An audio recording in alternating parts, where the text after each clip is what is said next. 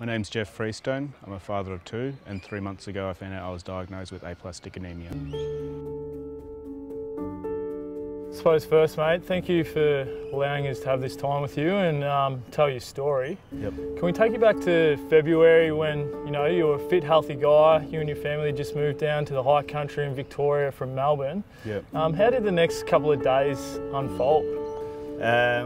Yeah, so it was probably about a week before I went and saw the doctor. I was feeling pretty tired, and as you know, in the high country, the hills and stuff like that, especially in Omeo, it's pretty hilly, so I was taking my daughter for a few walks around and noticed I was really struggling just getting her up the hill, and I thought maybe just laid off the fitness a bit, but yeah, felt it quite a bit more.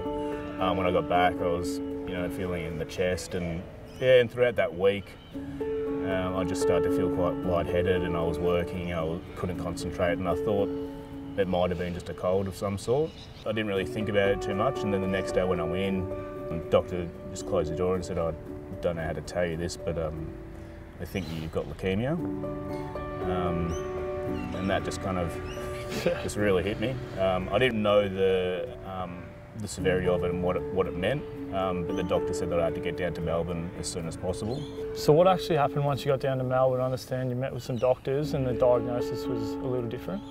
Yeah, so came down to Melbourne, got admitted to the Alfred emergency. It took them a while to really nut it out and figure out that it wasn't leukemia. So it was really a ruling out process. So that was a long wait. It was 2 weeks in hospital knowing I had something but not what it was, and I couldn't get treatment for it, so they just kept topping up my blood, but they said that your bloods are very low, and after that 2-week period they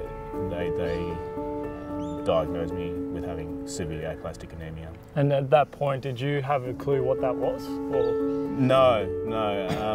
I did what everyone does and tried to self-diagnose, and after the first initial look at Google, it kind of put the fear into me, both leukemia and aplastic anemia. A lot of it was worst case scenarios and that sort of stuff I was seeing. That people sometimes don't get through it with the treatments available. What actually is the treatment? How do they treat this? Because I realise you haven't been able to go back to Omeo because it's too far and your bloods can drop really quickly, and if that happens, it's a 5-hour drive and things can go really badly. Yeah, yep.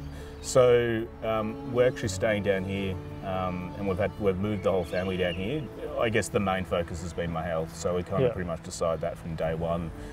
Health comes first, obviously, and if we have to move back here permanently, we have to. If we don't, it just depends on what the outcome is.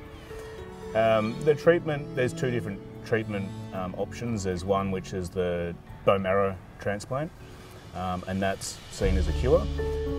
And I've been tested, my brother has been tested as he's not a match as a donor. And the other option is immunosuppressant therapy, so they basically suppress your immune system. Yeah, that's a less evasive kind of treatment. It's infusions over the course of about 5 days, so I started that.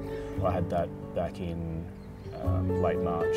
The Revolts has set up this amazing organisation with Maddie Revolts Vision. How much of a help have they been? Yeah, it's been really great. I think in the initial stages I didn't really want to know too much, I just wanted to concentrate on getting better. But as I've gotten better and been able to research a bit more, I found that it is quite unknown. I think the thing with aplastic anemia, because it doesn't have that cancer label behind it, it doesn't seem as serious, but in some ways it can be. Most people don't know what it is until they're tied into it somehow through a family member or someone. So I think getting that awareness, getting the funds for research and those sorts of things into new treatments is great. Awesome, mate. Thanks for really telling your story, and I know you're a doggies man, but hopefully the Sainers get the win this week. Yeah, no worries. Cheers. All right, thanks a lot. Thank you. Thanks.